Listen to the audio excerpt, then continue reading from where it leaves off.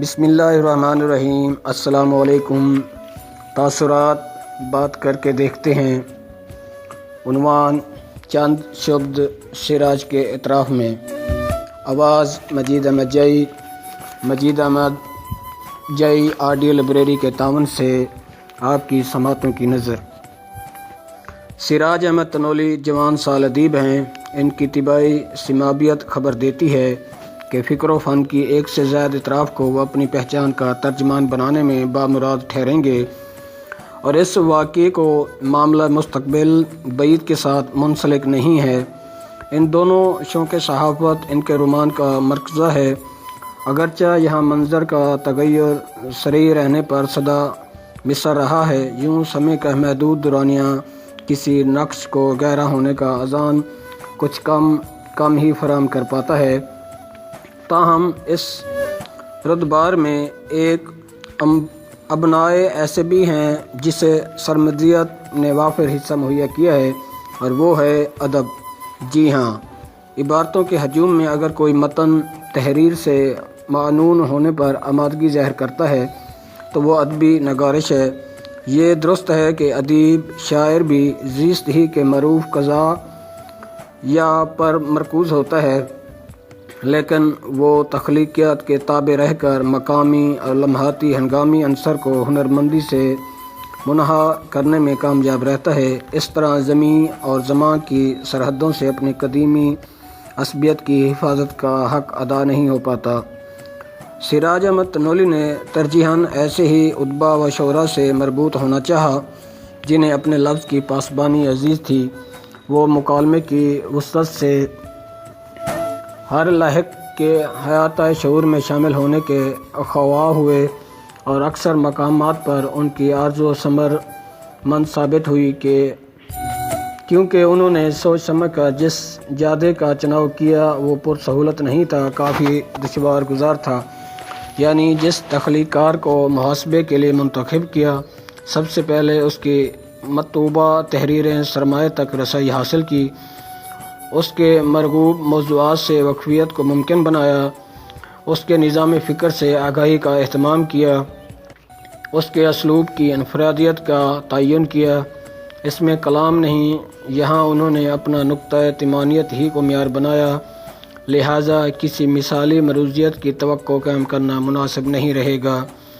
اس لیے کہ انٹرویو کا تعلق لگی بندی سکل کے ساتھ نہیں ہے، یہ بجائے خود تخلیقی عمل ہے۔ سچ کہا گیا ہے کہ فرد اپنی زبان کے نیچے پوشیدہ ہوتا ہے، تکلم ہی اسے حجاب سے باہر لاتا ہے، لیکن کسی صمامت کو متکلم حالت میں منقلب کرنا بھی ایک آرٹ ہے، اور یہ عجیب تر پہلو ہے کہ بولنے والا لاشعوری طور پر اپنے مخاطب یا مستبصر کی ذہنی سطح میں خود کو اسیر کر لیتا ہے۔ اسی لیے ادبی مکالمات کی روایت میں وہی گفتگویں حوالہ بنی ہیں جن میں اس تبصار نے شخصیت کو ٹف ٹائم دیتے ہوئے ایکسپلوریشن کی حریم میں برابر مقید رکھا ہے۔ سراج احمد تنولی کے پیش نگاہ ایک مشکل اور تھی کہ انہیں متذکرہ گفتگو و شنید کو سب سے پہلے اخبار کے ذریعے قاری کی نظر کرنا تھا، چنانچہ ایک پیرامیٹر عام ریڈر کی مناسبت سے بصورت موجود رہنا تھا۔ یوں سوال و جواب عمیق سطحوں سے عمدن گریزاں رکھے گئے ہیں، لیکن یہ بھی حقیقت ہے کہ رسمیات کو غالب نہیں آنے دیا گیا۔ اس سے انکار نہیں کہ بعض سوالات ان مکالموں میں مشترک ہیں، کیونکہ شخصی اعتبار سے شناسائی کی اہمیت ہمیشہ دامنگیر رہتی ہے۔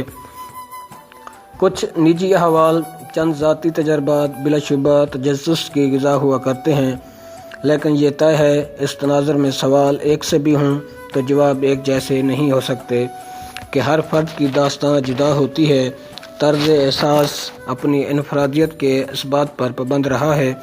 کہنا یہ ہے کہ مخصوص سوالوں کی تکرار اکثر گراں نہیں گزرتی، پڑھنے والا اقتحط سے فاصلے پر ہی رہتا ہے۔ اس مرحلے پر یہ نقطہ بھی زیر بحث آنا چاہیے کہ انٹرویو کی کون سی مد اول تکنیک کشش کے زیادہ سماں رکھتی ہے۔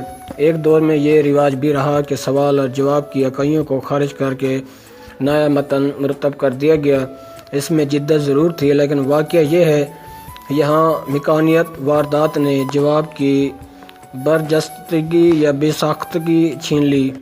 نئے ٹیسٹ کی اصولی نسبت سائل کی جانب ہو گئی۔ مسئول کی حیثیت اپنا وجود قائم نہ رکھ سکی۔ ایسی تحریر جو اب مضمون کی مانند قدرے بے رس ہو کر جمال جستجو کے خاتمے پر منتج ہوئی۔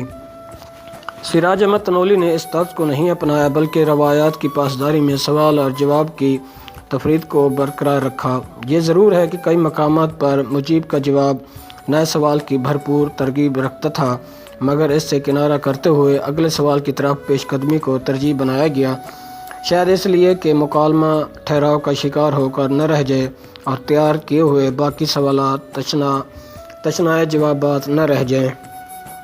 سراج احمد تنولی کے جس وصف نے بطور خاص قائل کیا ہے وہ یہ ہے کہ انہوں نے سوال کو فریم کرتے ہوئے ایاز و اختصار کے اصول کو بعلوم ہاتھ سے جانے نہیں دیا۔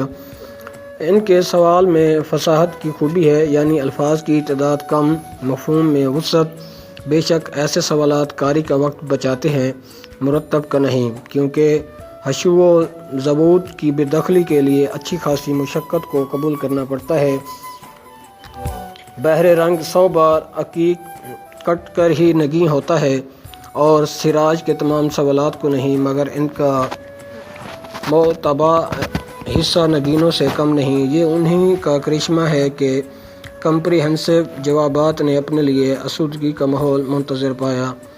کسی زمانے میں کہا جاتا تھا، کتاب کے سرورق پر اپنا نام درج کرانے کا سب سے آسان ذریعہ یہ ہے کہ چند معاصرین کے انٹرویوز کا مجموعہ مرتب کر ڈالا جائے۔ گویا انٹرویوز کے کل سوالات کی مقدار لگ بھگ 10 صفحات پر مشتمل، باقی 300 صفحوں کا مواد 15-20 مشاہیر کی مشترکہ کاوش کا ریشیا و محاصل۔ اس میں شبہ نہیں متعدد طلع ازما صحافیوں نے اس نوع کی وارداتوں سے کتابیں بنائی ہیں اور ان سے ناموری، دولت اور تعلقات وغیرہ کی منازل بھی پائی ہیں، مگر اس جادوگری کے لیے سیاسی شخصیات موزوں ثابت ہوتی ہیں۔ علمی ادبی اکابر سے ہم کلامی چونکہ اس نوعیت کی خیر و برکت سے خالی ہے، سو اس وادی میں وہی قدم دھرتا ہے جس کا علم و ادب مسئلہ ہے۔ سراج احمد تنولی اس مسئلے سے ٹھیک ٹھاک دوچار ہیں۔ قرائن شہادت دیتے ہیں کہ ان کے ہاں اس مرض میں اضافہ ہی ہونا ہے، کمی نہیں۔ یوں ایک بات تو واضح ہے کہ ان کے سامنے کوئی دنیاوی منافعت نہیں تھی۔ اپنے ذوق و شعور کے ہاتھوں مجبور ہو کر وہ پورے ملک کے ادبا شعراء کے رابطے میں آئے، انہیں مکالمے پر مائل کیا، تصویر کے خشک مرحلوں سے گزرے، اخبار میں اشاعت ممکن عمل بنائی۔ برسوں کی جان نکاحی کے بعد اس اثاثے سے اب ایک انتخاب برآمد کیا ہے جسے کتابی صورت میں انہیں کامرانی نصیب ہوئی ہے۔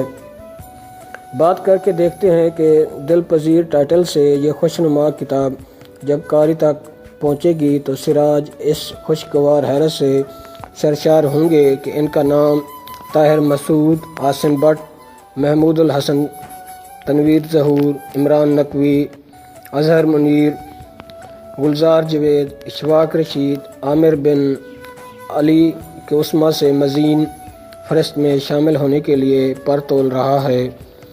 جمیل احمد عدیل، 19/9/2019۔ اللہ حافظ۔